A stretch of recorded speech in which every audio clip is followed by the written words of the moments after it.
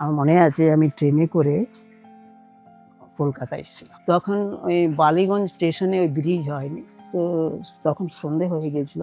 তো ট্রেন থেকে নেমে আমি তাকে হারিয়ে ফেলি, আর সেও আমায় খুঁজে পায় না, আমিও তাকে খুঁজে পাই না। এটা অদ্ভুত। সেই সন্ধ্যের সময় স্টেশনে আমি তাকে খুঁজে পাই না, সেও আমায় খুঁজে পায় না। বুঝতে পারছো তখন আমার 14-15 বছর বয়স। কি করবো কিছুই বুঝতে পারছি না, পয়সা কড়িও ছিল না। আমি হাঁটতে হাঁটতে আমার মনে আছে দেশপ্রিয় পার্কের কাছে এসেছিলাম। আচ্ছা, কোথায় আর যাবো, সেইখানে আমি রাত্রিটা কাটাই। এখনকার সময় নয়, আমি আমি আজ থেকে 40 বছর আগেকার কথা বলছি। 35 থেকে 40 বছর আগেকার ঘটনা বলছি। তখন ওইসব এত ছিল না পার্ক।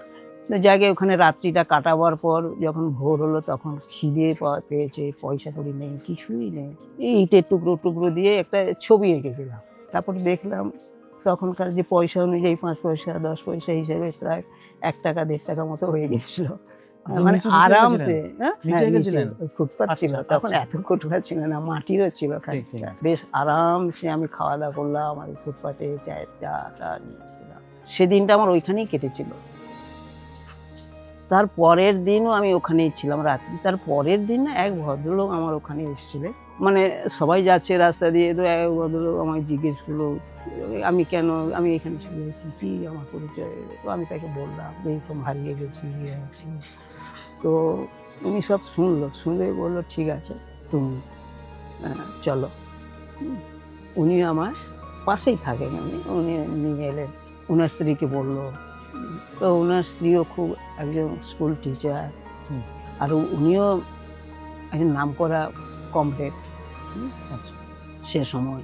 পরে উনি তো আরো বড় মাপের মানুষ। আলাপ করে আমি ওখানেই থেকে গেলাম। ওখানে সে সময় ওই পিরিয়ডে সিপিএম এর সময় যত ভালো ভালো মানুষ আসতেন ওনার কাছে। আমি অনেক বড় বড় মানুষ, মানে আমি খুব গুণী মানুষকে দেখেছি, অনেক বিভিন্ন মানুষের সাথে আমার তখন আরো ভালো পরিচয় হয়ে গেছে। বাহ! আর উনি করিয়ে দিত।